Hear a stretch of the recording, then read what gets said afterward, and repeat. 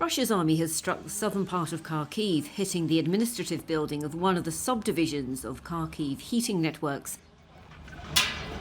Shockwaves and shrapnel shattered windows in surrounding homes and damaged vehicles.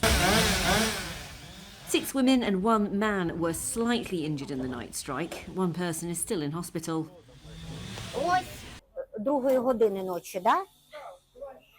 Ми прокинулись від жуткого вибуху, і я почула, як скло летить на мене, на мою кровать. І у мене на стіні висять картини, вони теж, подруга малювала теж на мене, фото в рамці теж на мене. І я схопила Біні, це мій песик, от він гавкає, і вибіжали ми всі в коридор. The Russian army launched the offensive in the Kharkiv region in the northeast of the country on May the 10th to try and break through the Ukrainian lines. NATO's foreign ministers met to discuss whether to allow Ukraine to use their weapons to launch strikes on Russian territory. The 2-day gathering in Prague focused on the question of potentially lifting restrictions that have so far limited Ukraine's ability to inflict damage across the Russian border. So far, the West has refrained from allowing its weapons to be used for that purpose, for fear of escalating the conflict into a wider war with Russia. Ukraine can still prevail, but only with continued robust support from NATO allies. So at the NATO summit in July, we plan to put our support on a firmer footing, including with a greater NATO role in coordinating security assistance and training, as well as a multi-year financial commitment. The ministers will also tackle the question of who should become the next Secretary General, with Stoltenberg due to step down in October.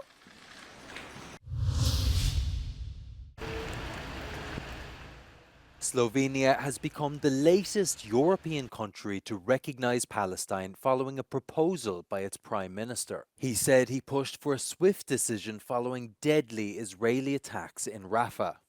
Ta odločitev ima eno sporočilo. Sporočilo obem stranem, da želimo čimprejšnje in takojšnje prekinitev spopadov in da želimo čimprejšnje, takojšnjo in brezpogojno izpustitev talcev. The country's parliament must ratify the decision before it can come into effect.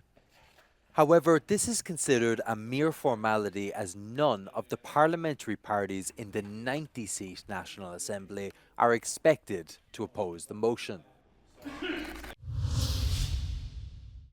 Iran has begun the formal registration of presidential candidates hoping to replace the late Ebrahim Raisi, who was killed in a helicopter crash earlier this month.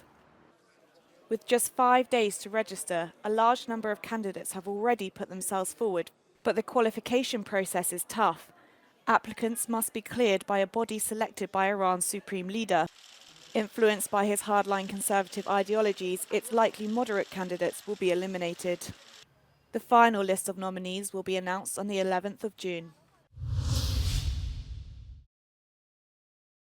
A volcano in Iceland has continued to erupt for a second day, but authorities say winds are expected to carry poisonous gas pollution away from the capital Reykjavik. Iceland's Met Office says the eruption on the Reykjanes Peninsula, the 5th since December, is the most powerful since volcanoes in the area became active again after lying dormant for more than 800 years. The town of Grindavik is again subject to an evacuation order for the handful of people who returned to their homes after an eruption earlier this year. A series of scandals and spying allegations are jeopardizing the EU election campaign of Germany's AFD party. They were expected to be the driving force of Europe's far right and presented themselves as the only patriotic force in Germany. Wir sind eine patriotische Partei für unser Land. Wir sind eine patriotische Partei für Deutschland. The most serious allegation surrounds the party's top candidate and MEP, Maximilian Krah. At the end of April, His assistant was arrested on suspicion of passing information to China. Police later searched Krah's office. 1 week ago, AFD was finally expelled from the far-right European group Identity and Democracy after Krah gave an interview saying not all SS members were criminals. Experts say recent scandals spoiled AFD's image in Germany. In diesem Wahlkampf ist eine zentrale Erzählung der AfD ins Wanken gekommen, nämlich dass sie die einzig patriotische Kraft in Deutschland sei. Wenn sie aber Propaganda für Russland macht, wenn sie einen Spion aus China in den eigenen Reihen hat, dann ist das alles andere als patriotisch, dann ist es eigentlich ein Verrat am eigenen Vaterland in ihren Worten gesprochen. Und von daher muss sie jetzt schon sich diesem Vorwurf gefallen lassen, ob sie tatsächlich eine Kraft ist, die sich für Deutschland einsetzt oder aber für Interessen aus dem Ausland. The party's number 2, Petr Bristron, also faces an investigation over allegations he may got money from a pro-Russian network. We have seen far-right politicians and lead candidates from AFD in Germany in the pockets of Russia. They are selling their souls on Russian propaganda outlets and videos. AFD's hardcore voters probably won't be put off by recent news. However, the scandals could sway away those right-wing or conservative voters who haven't made up their mind yet. Political parties are targeting young people ahead of the European elections. Many populist or far-right parties hope that they will join their elders in rejecting traditional parties. I think that young people, they look at the future, and the future looks grim for them.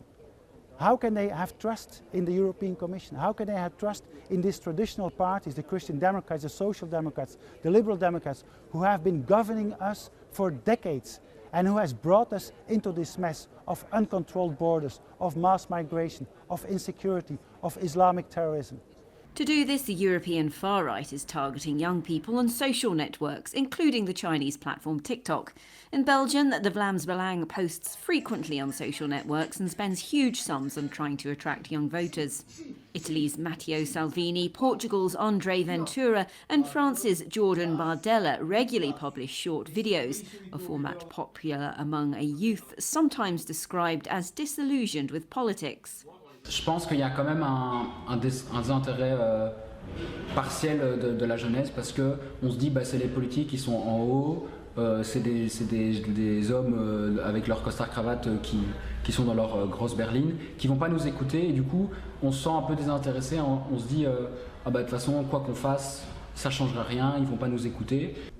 Yet the 2019 European elections had seen record turnouts thanks to young people. 62% of all the people polled believe that joining the European Union is beneficial, which rises to 67% if only 18 to 29-year-olds are considered. Fighting rising prices, reducing social inequalities and unemployment, supporting economic growth and fighting climate change are priorities for the majority of young people, according to a recent Euronews Ipsos survey. Belgium is headed for a triple election, with voters casting ballots to elect a new federal parliament, regional parliaments and members of the European Parliament, all on the same day. Millions of paper election ballots are also already being boxed up and shipped out across the country. The INI Group is responsible for printing and preparing about 8 million ballots for the elections. Yes, we hope that it will always be a paper ballot or even more in the future. We saw the example of the Netherlands where they came back to paper voting. I think in Wallonia they also came back to paper because many of the people are quite afraid of the digital way, that there might be some infractions in one or another way. There's also the pricing issue, which the paper, working with the paper is cheaper than the digital way to do this. Flemish nationalists are predicted to win what the country calls the mother of all elections. In Wallonia, the French-speaking southern half, Social Democrats and the far left have dominated the campaign. Elections will be held on June the 9th.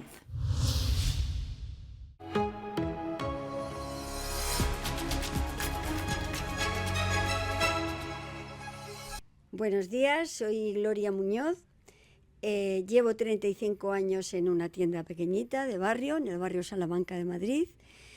Y bueno, si fuera europarlamentaria, cambiaría muchas cosas. En primer lugar, ayudaría muchísimo más de lo que se hace al pequeño comercio, porque si se hace un estudio, el pequeño comercio, por lo menos en Madrid, está desapareciendo. Está, pues eso, todas las compañías grandes, no voy a nombrar porque, bueno, pero están haciendo que el pequeño comercio no se pueda defender y tenga que ir cerrando poco a poco e ir desapareciendo tiendas pues que llevan toda la vida y que ya, bueno, pues quedamos muy poquita.